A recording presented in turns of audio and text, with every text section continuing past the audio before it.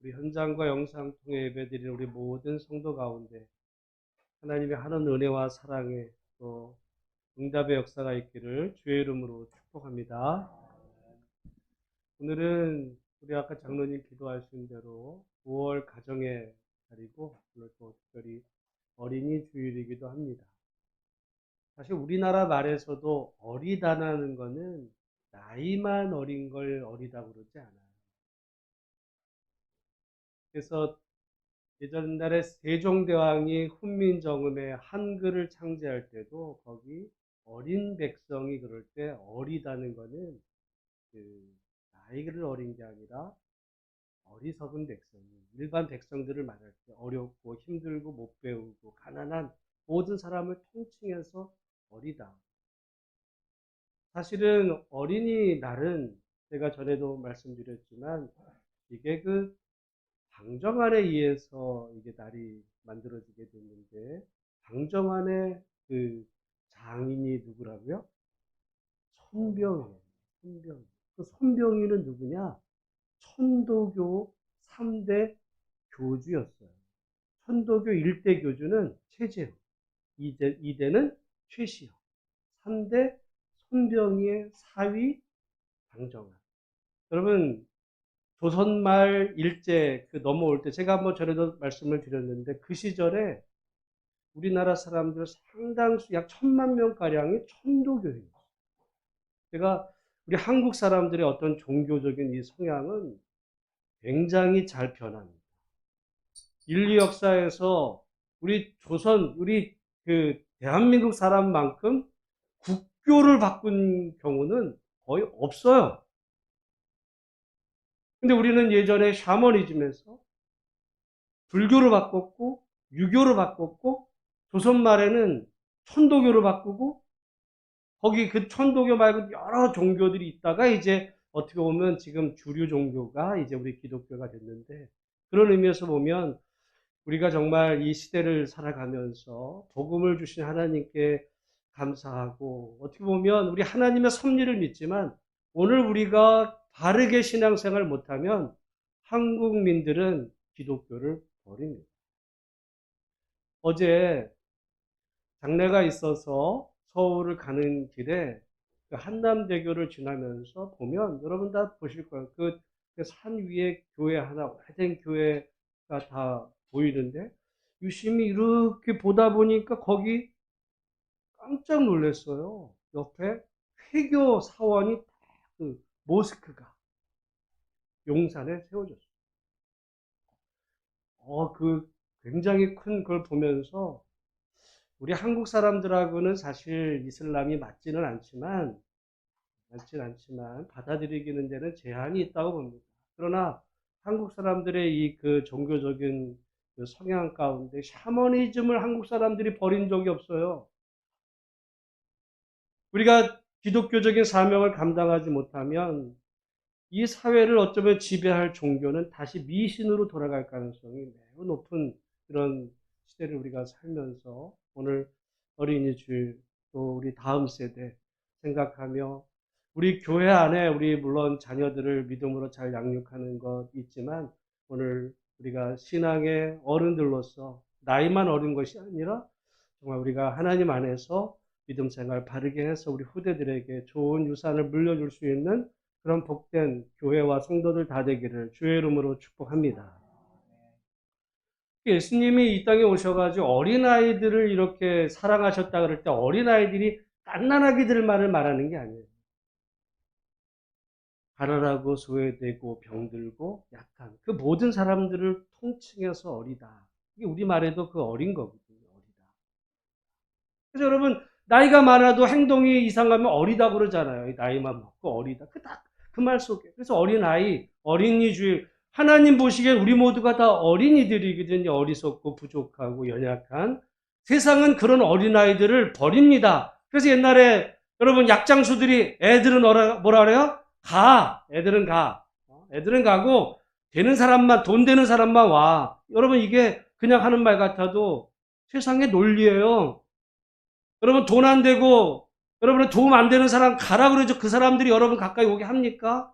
내게 도움되고 능력되는 사람을 우리가 줄을 서도 그렇게 되는 이 세상 논리 속에 주님은 그런 사람들이 아니라 우리같이 부족하고 어린, 그래서 하나님 보시기에 우리 모두가 다 어린아이예요.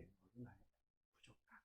근데 세상에는 자기가 어른인 줄로 알고 나이 먹으면 어린이고 뭐 돈 많으면 어린이고 권세 높으면 어린인 줄로 알아서 남은 사람들을 다 아랫사람으로 여기는 그런 사람들을 하나님은 교만하다 내치시고 오히려 어리고 연약하고 세상에서는 소외당하는 사람들을 오히려 품으시는 그분이 우리가 섬기는 하나님이기에, 그래서 우리는 때로는 병들고 가난해지고 힘없을 때 긴장합니다. 왜? 세상은 그런 사람들을 버리니까요.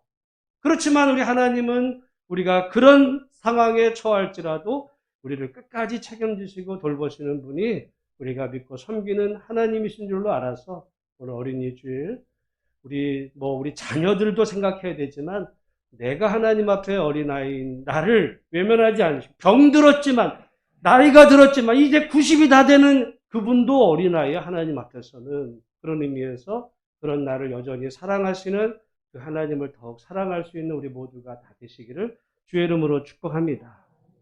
오늘 이 시간 우리 잠깐 조금 수준을 좀 높여서 우리 그림 하나 한번 보시겠습니다. 이게 뭐 같으세요? 이게 뭐 같으세요? 응? 이게 뭐 애가 장난했을까요? 이게 뭘까? 어? 밥집? 밥집에 예수님 얼굴? 대상하죠. 뭔지도 모르겠고. 근데 이게 얼굴이에요. 어? 얼굴. 그, 웃는 얼굴, 우는 얼굴. 화난, 그래서 우는 얼굴인데, 이름은 우는 여자. 누가 그렸을까요? 피카소. 피카소는 이름 들어봤죠? 아주 세계적으로 유명한 그런 작가, 작품인 피카소의 우는 여인. 저거 보면서 근데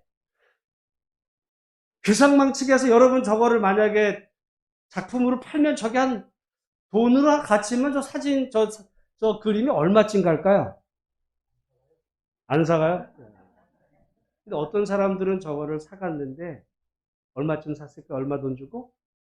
사실은 그림에는 가격이 없어요. 부르는 게 값일 수 있어요. 60억이 넘어요. 아, 놀래시네? 그럼 다음 보고는 어떻게 하실래요? 다음 그림을 한번 보시겠어요? 이게 지금 뭐예요?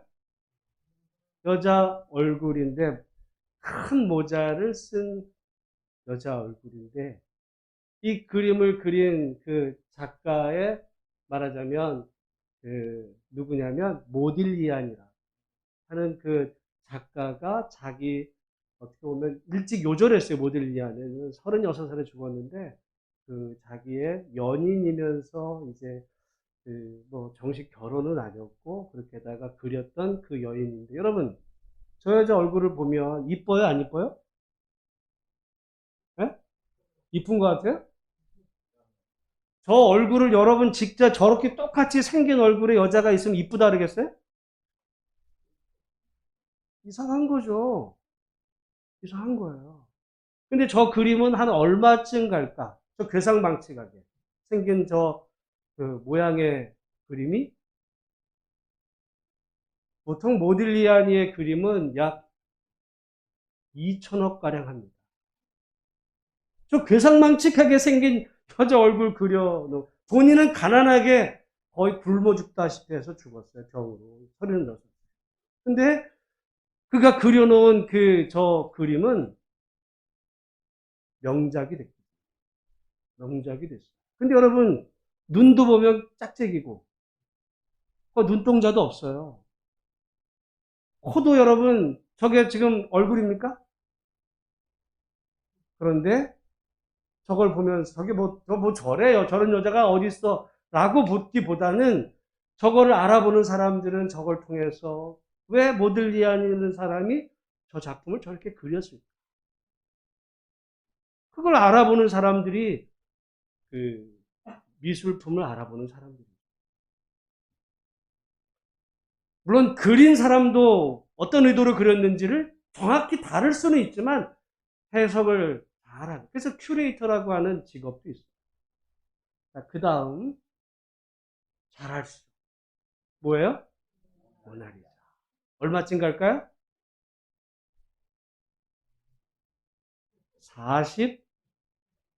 40조입니다.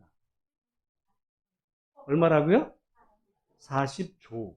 저게 프랑스 루브르 박물관에 어떻게 보면 작은 그림이, 그 루브르 박물관을 전에 다녀온 사람들 얘기를 들어보면, 여러분 거기에는 뭐 웬만한 작품은 띄지도 못해요. 근데 전부 웬만한 정말 어마어마한 작품들 딱 있는데 한 곳에 딱 가면 사람들이 웅성웅성 쫙 모여 있어.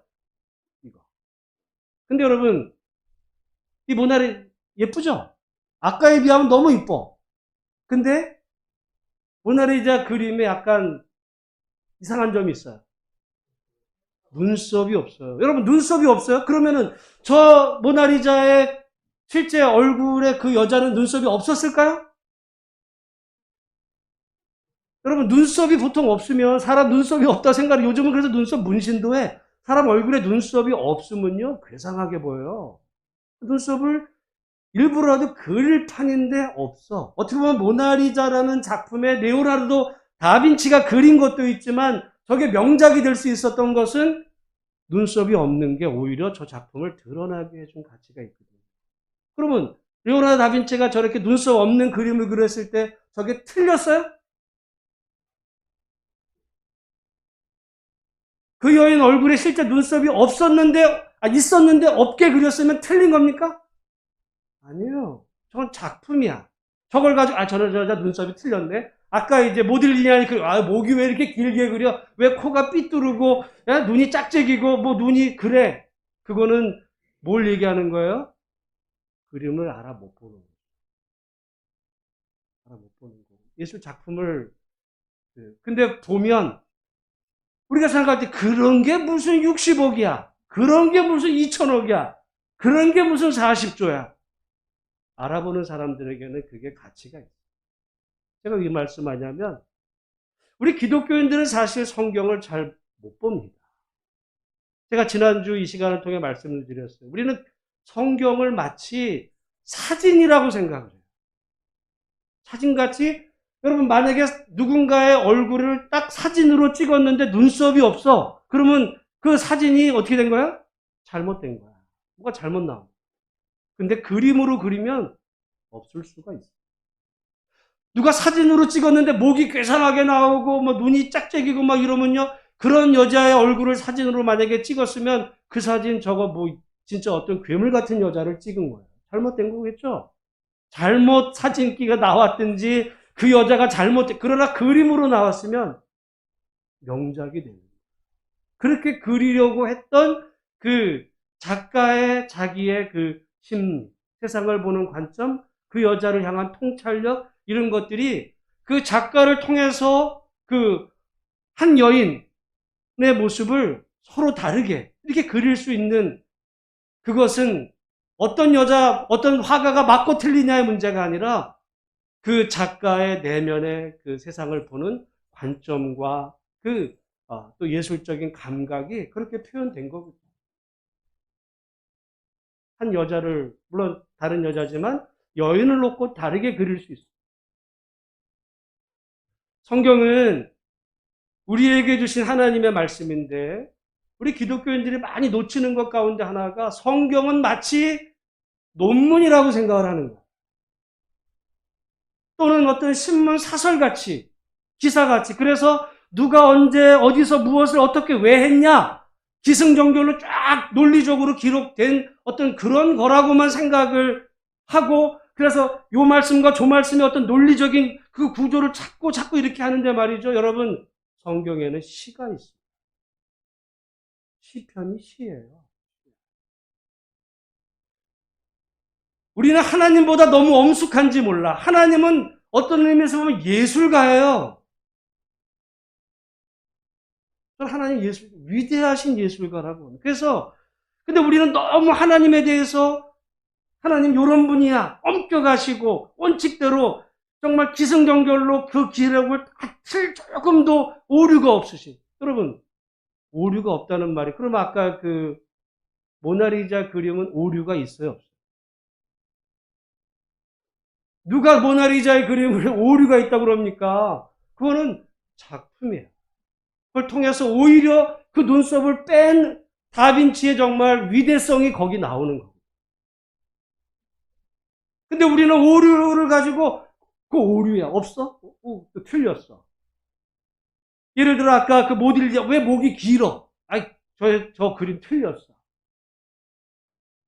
그 사진으로 딱 찍어놔. 아, 맞지. 그건요. 우리가 성경을 보고 우리가 하나님 보는 거지. 하나님은, 다시 말씀드리지만 하나님은 위대하신 예술가.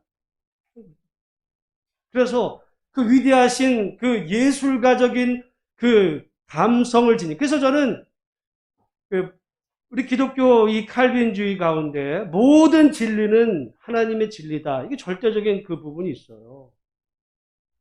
그래서 우리가 정말 넓고 크신 이 하나님을 바라볼 수 있는, 그래서 예술을 하는 사람들은 정말 창조적인 그 재능을 가지고, 만약에 여러분 그림을 그리는데 정확히 그려야지 해가지고는 있는 사실 마치 사진 찍은 것 같이 그림 나 잘 그렸어. 그거는요 누가 안 사가.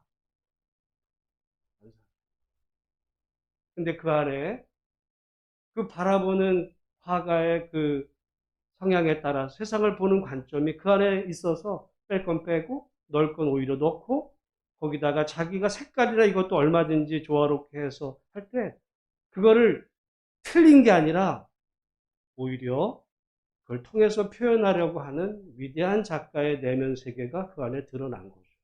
그리고 그거를 바라볼 수 있는 안목, 그걸 정확히 해석을 해야 되는데, 우리는 성경이, 저는 하나님의 그 위대하심이 이 안에 드러나는 가운데, 특별히 여러분 요한계시록은 그런 의미에서 해석을 잘해요. 이거를 어떤 논문 형식으로 받아들여 가지고 이야기를 해석을 해버리면 요한계시록은 거의 괴물 같은 형식이 됩니다. 그래서 요한계시록을 엉뚱하게 해석해서는, 그래서 세계 종말의 날을 맞추려고 한다든지 3차 대전이 언제 어떤 식으로 일어날 거를 맞춘다든지 막 이래가지고 자기 상상의 나래를 써요. 뭐 적그리스도가 어떤 모습일 거라고도 하는지. 역사상 항상 그럴 때마다 틀렸어요. 왜? 안목이 없어요. 그 사람이 목회자를 크게 아무 소용이 없습니다. 성경이 어떤 성경이, 하나님 어떤 분이신지를 모르는 거예요. 하나님의 그 뜻을 전할 때 다양한 방식으로, 때로는 이야기의 방식으로, 성경의 창세기에 보면 하나님의 위대한 진리를 아브라함, 이삭, 야곱, 요셉 이야기를 통해서 전해요. 이야기를. 하나님 이야기를 좋아하시는 거의 이야기꾼 같으신 하나님이에요. 또 때로 하나님은 시를 통해서 시의 그 시인의 심정으로 우리에게 하나님의 뜻을 전하시기도 하고, 때로는 정말 이 잠언이나 전도서 같은 데 보면은 정말 좋은 어떤 딱 한 절, 두 절로 우리에게 감동을 주는 그런 말씀으로, 정말 명언 같은 말씀으로 우리에게 주시기도 하고, 예를 들어 그 로마서 같은 말씀을 보면 정말 그것은 어떤 정말 위대한 작가의 그 논문 같은 형식으로 우리에게 교리를 설명하시기도 하고, 하나님 위대하신 분. 그걸 일러줘 다 잘라가지고, 이건 맞고 저건 틀리고, 그건 자기가 모르는 거거든요, 자기가. 제가 본래 대학교 전공이 문학이거든요. 제가 어떤 때는 내가 문학을 한 게 도대체 신학하면서 무슨 도움이 될까? 제가 불문학 전공이어서 사실 이제 그 라틴어 이런 거, 뭐 헬라어 공부하는 데는 굉장히 도움이 됐어요. 근데 그러면서도 더 감동스러웠던 거는, 제가 문학이 전공인데 성경은요 문학이에요. 문학적인 요소가 있어. 근데 우리는 성경이 하나님의 말씀이면서 인간의 문학적인 양식으로 표현됐다는 것을 이해를 못해요. 그러니까 요한계시록을 그냥 그 고지고대로 사진이라고 생각해서 해설하려고 하다 보니까 엉뚱한 해석이 나옵니다.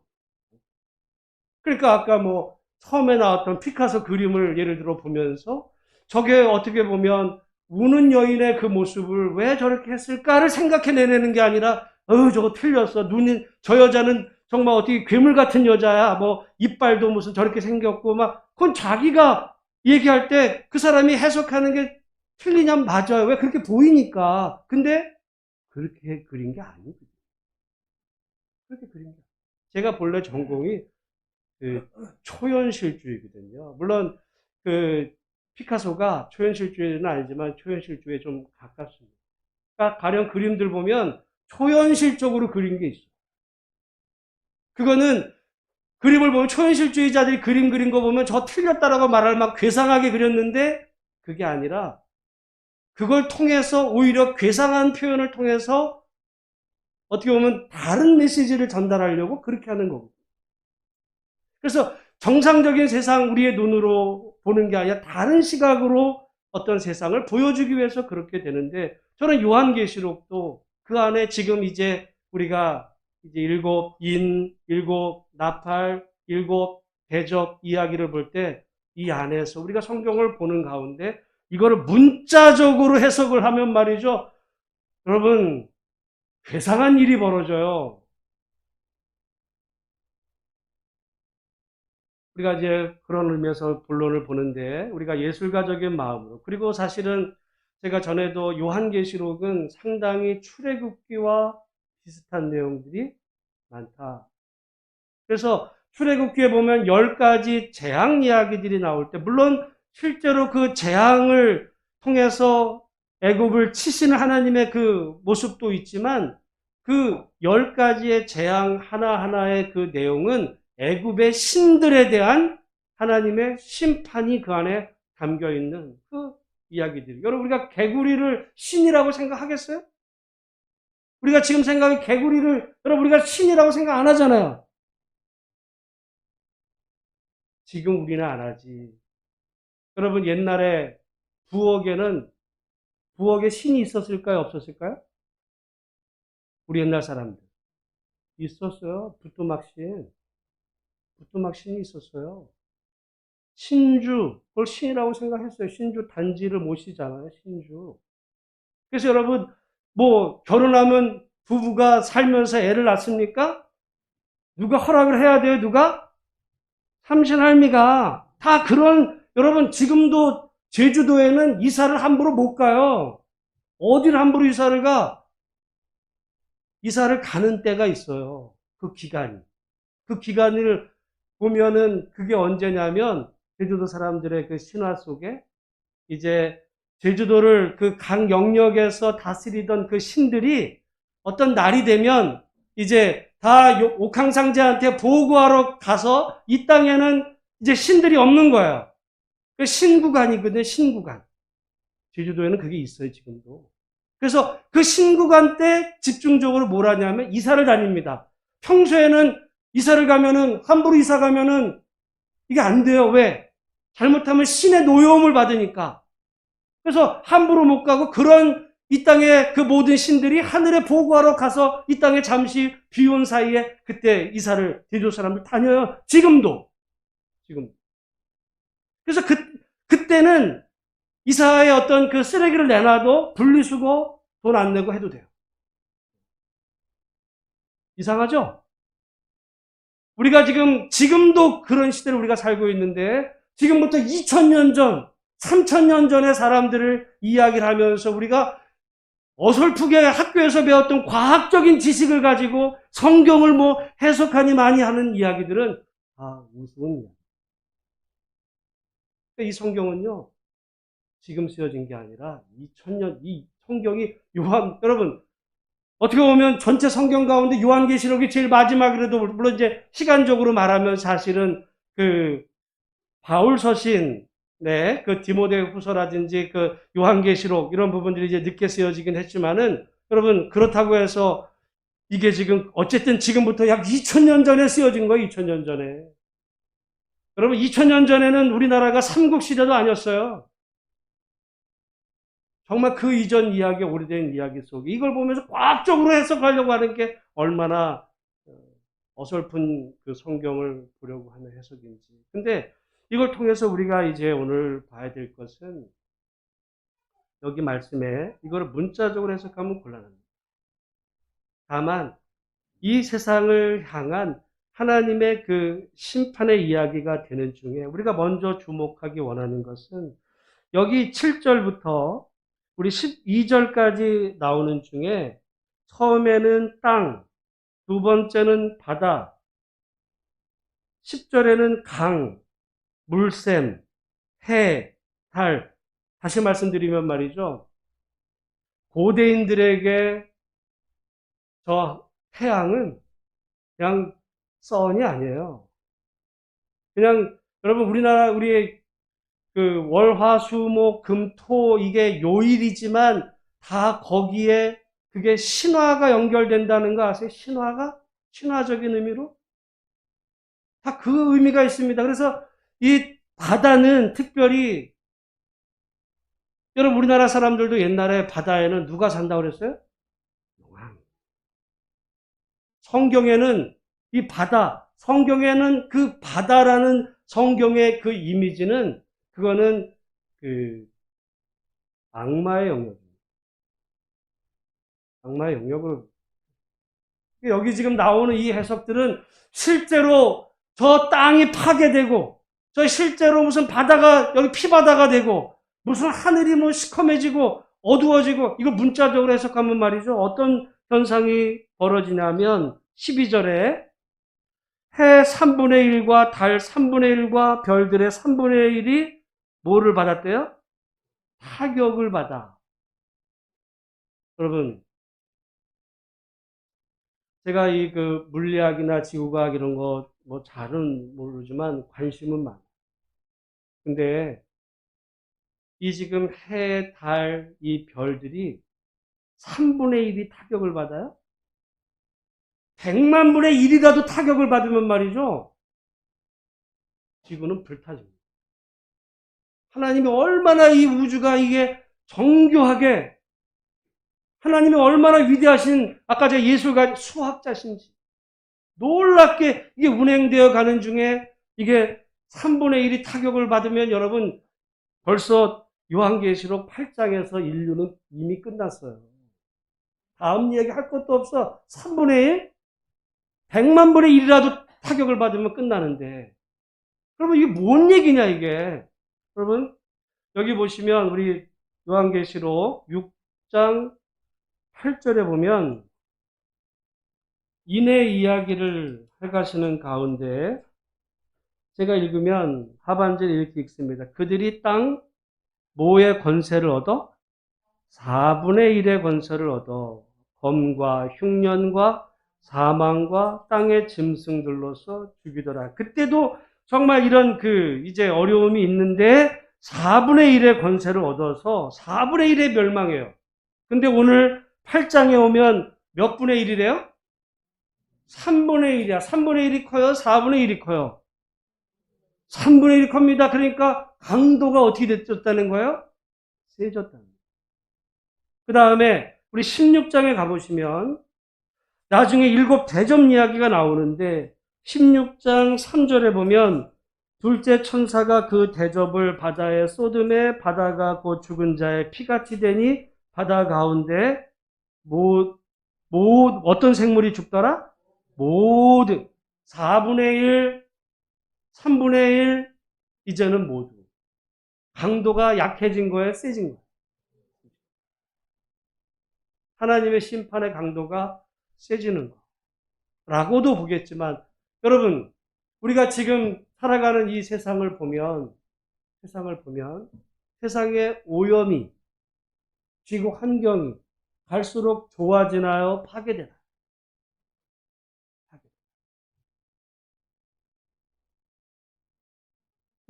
제가 기억에도 나요. 지금 한 2년 전쯤에 호주에서 그 비가 와서 어마어마한 비가 처음에 불이 왔죠. 불이 났죠. 불이 나가지고 호주가 엄청나게 타가지고 뭐 코알라가 죽은 얘기 막 끔찍한 얘기가 있었는데 그 다음엔가 또 비가 쏟아져가지고 어마어마한 홍수가 이야기들이 나요. 우린 생각할 때, 아유, 호주 뭐 그러냐. 여러분, 호주 사람이 불을 냈다고 생각하세요? 이게 어떤 여러분, 미국에도 가을 되면, 지금은 안 나요, 가끔? 근데, 뭐, 예언합니다. 예언할 수 있어요. 아마 8, 9월 지나면 미국 캘리포니아에 거대한 산불이 또 나면, 안 나면은 그게 이상한 거예요. 사람이 불낸 게 아니에요. 기후적으로 바짝 말라서 하늘에 어떤 이제, 잠깐에 그 자체적으로 발화가 돼가지고 거대한 불이 날 만큼 그런 일들이 벌어져. 게다가 여러분, 올 봄 초반에 여러분, 텍사스에서 엄청난 강추위로 인해, 그 공장들이 멈춰서는 일들이 벌어졌어요. 그것 때문에 지금 문제가 좀 생겨가지고 다 긴장하고. 근데 여러분, 그 중에 그것이 우리에게, 아유, 뭐 나랑 관계가 없나? 그 중에 여러분, 뉴스에서 아마 보신 분들은 기억하실지 몰라요. 그 텍사스 지역의 그 강추위로 인해 전기가 끊어지고 막 그래서 어떤 가정에 전기요금이 나왔는데, 한 가정의 전기요금이 얼마까지 최대한 나온 가정이에요. 이 단지 공장이 아니라. 신문 보신 분 계실지 모르겠어요. 1,000만 원이나. 미국에는요, 전기가 이게 우리처럼 어떤 공공에서 국가에서 이렇게 하는 게 아니라 그 기업에서 경영하기 때문에 계약 관계 해가지고 이게 차별제가 있는데 어쨌든 1,000만 원 얘기가 한 가정에서 텍사스 지역에서 나. 텍사스에 그렇게 추울 수가 없는 거예요. 제가 텍사스도 가봤거든요. 텍사스가 그렇게 추울 수가 없어. 근데 이상기후. 지구가 병들어. 오늘 이야기가 우리가 어린이주의. 또는 우리가 애들을 낳아서 키우고 하는 거 중요하죠. 근데 어떤 때 한편으로 생각해 보면 그 아이가 내 나이가 됐을 때, 그 아이가 내 나이쯤 됐을 때 과연 살아가는 이 세상은 어떤 세상일까? 물론 어떤 지금 과학 4차 산업혁명에 이런 걸로 인해서 아마 그때는요, 우리가 차 몰고 다니지 않아도 자율주행이 될 겁니다. 자율주행. 우리가 어딜 갈 때 교통 막혀요? 그래? 그러면은 바로 거기서 공중으로 날르죠. 그래서 하늘로 떠서 가는 그런 것이 뭐 30년 후에는 반드시 이루어져요. 그건 예언할 수 있어요. 그런 시대가 와요. 근데 문제는 이 자연. 우리가 바라보는 강, 산, 공기, 바다. 어떻게 되어 있어요? 어제 장례가 있어서 서울 한강변을 달리면서 어제 그래도 비가 좀 내리고 그래서 좀 이렇게 더러운 게 씻기고 나니까 참 우리나라 한강 참 예쁘다. 저기에다가 뭐를 빌딩을 져가지고 저기다가 해서 세워서 그게 멋있는 게 아니고 흐르는 강물, 구름, 그 옆에 강변에 심겨진 그 나무 아름다워. 그래서 하나님이 이렇게 아름답게 세상을 만드셨어요. 근데 그 세상이 지금 망가지는 거예요. 우리가 여러분 대부분 아파트에는 그 일주일에 하루씩 그 분리수거, 저희는 목요일 저녁에 분리수거 하거든요. 이 코로나로 인해서 제가 볼 때마다 이게 어마어마하게 나오는 어마어마하게 이 쓰레기가. 여러분 도대체 그 쓰레기는 어디로 가는 거예요? 여러분이 버렸으니까 여러분 집은 깨끗해. 아, 휴지 정도 비었어. 우리 집 깨끗해. 다 버렸어. 알아서 치우겠지요. 치우면 그게 어디 가요? 여러분, 연력학 제2법칙인 엔트로피 법칙에 의하면 모든 에너지는 사라지지가 않아요. 우리 눈에 태웠어요? 이거 불을 태웠어요? 없어졌어요? 재가 됐어? 아, 깨끗해졌네? 아니요. 여기서 발생한 이 종이를 형성했던 그 에너지가 변형된 형태로 말하자면 오염된 공기로 오염시키는. 지구는 병드는 거예요. 우리가 어떻게 보면 쓰면 쓸수록, 움직이면 움직일수록 우리는 혜택을 누린다고 하지만 이것들이 누적이 되고 쌓이면 여러분의 자녀들 때 여러분의 손주 때는 도저히 살 수 없는 세상이 됩니다. 아마 그때는 왜 우리를 낳았어? 어? 왜 지옥 같은 세상을 만들어 주려고 우리를 낳았어요? 아마 이렇게 반문할 날이 여러분 올 수도 있다. 점점. 그러면 여러분, 이 환경의 파괴, 오늘 말씀해 보면 그 강도가 심해진다 그랬을 때 그걸 누가 파괴하는 거예요? 하나님이 파괴하십니까? 천사가 파괴해요? 성경을 잘 봐야 돼요. 그 파괴를 누가 하는 거예요? 우리가 하는 거예요, 우리가. 기독교인들이 여러분 성경을 얼마나 오해했는지, 창세기 말씀에 하나님이 이 인간을 지으시고 세상을 만드시고는 인간에게 이 천하 만국 우리에게 주시면서 그거를 정복하고 다스려라는 말씀을 솔직히 기독교가 이제는 뭐 어떻게 그걸 해석했냐면 정복하는 걸로 생각해요. 정복. 그래서 저기 땅 있으면 헐고 거기다가 빌딩 짓고 공장 짓고 어떻게든 이용하고 다 그런 방식으로. 좋았죠. 근데 그것이 누적이 돼서 지금 지난 4월 22일 날이 우리는 사실은 기독교가 앞으로 그 중요하게 여겨야 된다고 보는 지구의 날이었어요. 지구의. 그래서 바이든 대통령을 비롯한 세계 40개국 정상들이 영상으로 대화를 통해서 어떻게 하면 이 정말 파괴되어 도저히 사람이 살 수 없는 세상이 되는 이 세상을 우리 후손들에게 살 수 있는 세상으로 만들어 줄 수 있을까? 이제는 고민하기 시작을 했어요. 왜냐하면 더 이상 이대로 여기서 가만히 뒀다가는 여러분 죄송한 얘기지만 20, 30년 후에는 인간이 여기 살 수가 없어요. 원래 그러니까 세상을 하나님 만드셨을 때 그 지구가 건강하게 유지되는 온도가 있거든요. 그 온도에서 2도만 더 올라가면 여러분 제가 그거를 우리 기후 얘기가 아니라 체온이라고 말씀을 여러분 체온이 2도가 올라갔어요. 여러분이 39도로 계속 살아봐요. 살 수 있나? 요즘 여러분 뭐 백신 맞아가지고 온도 올라가니까 몸살 나고 막 죽겠잖아요. 그게 여러분 그게 한나절이고 하루니까 그렇지 그거를 여러분 계속 살아보세요. 죽어요. 지구가 지금 그런 상태거든요. 지금 1도 이상으로 올라왔어. 지금 그래서 전 세계가 바이든을 비롯해서 지금 중국하고 미국과 전쟁 중이거든요. 근데도 만났어. 왜? 이거는 어느 나라의 문제가 아니라 전 지구의 모든 우리 당대만이 우리 후대들의 인류의 어떤 생존에 걸린 문제다 보니까 대화를 나눌 수밖에 없어요. 그래서 결의 낸 게 2050년까지 탄소를 제로로 만든다. 이건 예외고 그게 실패하면 죄송하지만 여러분 손주 때는 지옥을 맞아요.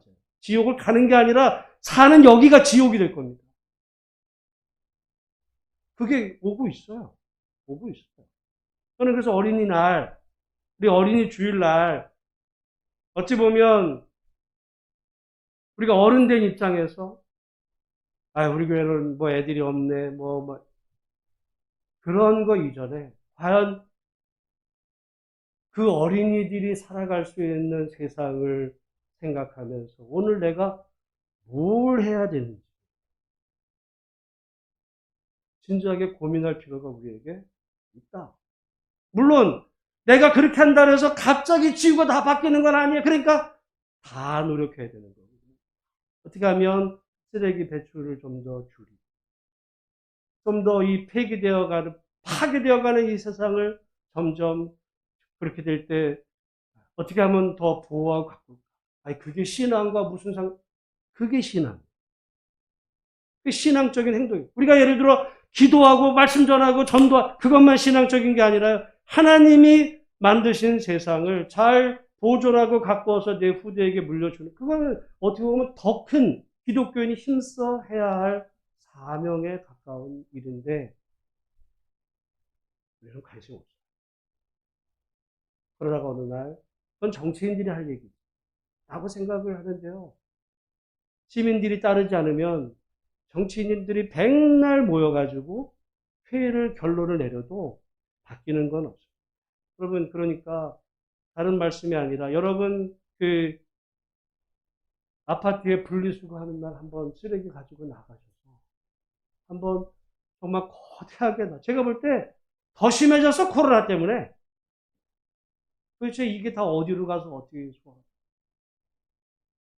점점 파괴되어가는 그 지구를 바라보시면서 하나님이 오늘 요한계시록에 이 세계가 파괴돼. 그래 내가 어차피 파괴시키려고 그랬는데 인간이 알아서 파괴하는구나. 그러시겠어요? 하나님은 한결같으신 분. 하나님이 여러분 이 세상을 아름답게 지으신 이 세상을 하나님 왜 파괴하세요? 하나님 파괴하시는 거 아니에요. 인간의 욕심이 이 세상을 파괴하는 거고 오히려 이때 우리 그리스도인들이 힘써야 되는 것은 정말 우리가 하나님 만드신 이 세상을 돌보고 가꾸어서 우리 후손들에게 최소한 우리가 받았던 이거보다 더 깨끗하게는 못할지 모르지만은 그 정도만큼은 유산으로 물려주는 거. 여러분, 부모들은 늘 걱정이 내 자녀에게, 우리 한국 사람들 그러잖아요. 뭐라도 하나 물려줄 수 있어. 집 한 채 물려줘. 뭐라도 물려줘. 그거 못 물려줘도 좋아요. 다만, 정말 그 다음 세대를 향해서 내가 어떻게 했는지에 대한 그 결과. 그래서 조금이라도 덜 더럽게 합니다. 그래서 여러분, 그 기독교의 한 분파 가운데 아미시가 있거든요. 그 사람들은 돈이 없는 게 아니에요. 지금도 미국의 한 공동체를 이루어서 이런 차 안 탑니다. 이런 전자제품들 잘 사용도 안 해요. 지금도 거의 지금부터 한 100년 전에 그런 생활을 해요. 그러면서 그들은 생각하기를 우리가 지금 살고 있는 이 땅은 조상들로부터 물려받은 것이 아니라 우리 후대로부터 빌려 쓰고 있는 것이다. 제가 너무 좋아하는 말. 여러분 지금 우리가 누리는 저 이 모든 거 빌려 쓴 거예요. 내 게 아니에요. 물론 하나님께 빌려 쓴 거지만 우리 후손들에게 물려 쓴 거를 우리는 아예 개판 만들어서 물려주겠어요? 욕먹어요. 자녀들에게. 쓰레기 더미를 여러분 또 안겨서 야, 이 쓰레기 같은 세상 너 살아라. 내가 낳았으니까 너 살아라 그러면 아무도 좋아할 후손들이. 근데 이 지구 시계가 있거든요. 지구 환경 시계가 있어요. 지금이 한 하루로 보면 하루 중에 지금이 한 몇 시쯤이냐? 거의 10시가 밤 10시. 9시 50, 3시간도 안 와요. 2시간? 그러니까 조금 1.5도 넘고 1.5도 이내에서 못 막으면 죄송한 얘기지만 여러분은 자식 난 거를 후회할 수 있어요. 끔찍합니다. 그러니까 우리가 기독교인이 힘써야 될 이건 저는 정말 우리가 각성하고 깨어서 그래서 우리가 뭘 기도하고 다르게 살아야 돼요. 진지하게 고민하는 것이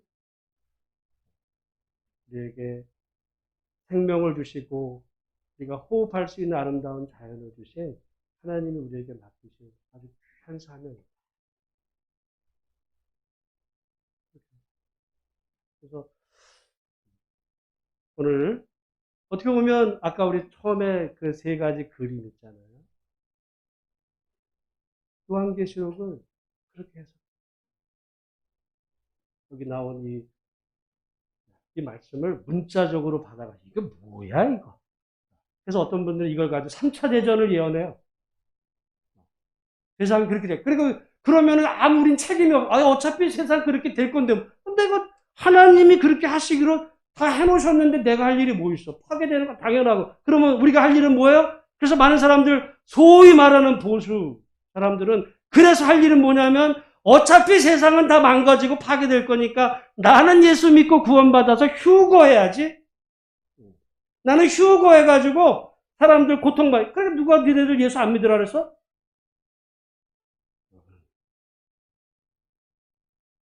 악한 말. 하나님의 마음도 성경도 오히려 하나님은 우리에게 한 번 주신 생명, 하나님이 우리에게 하나로 주신 이 아름다운 이 세상을 보존하고 신적으로 섬기는 거 보존하고 우리 후대들에게 아름다운 유산으로 물려주는 그런 그리스도인들 다 되는 그런 어른들 다 되시기를 주의 이름으로 축원합니다. 기도하겠습니다. 하나님 아버지,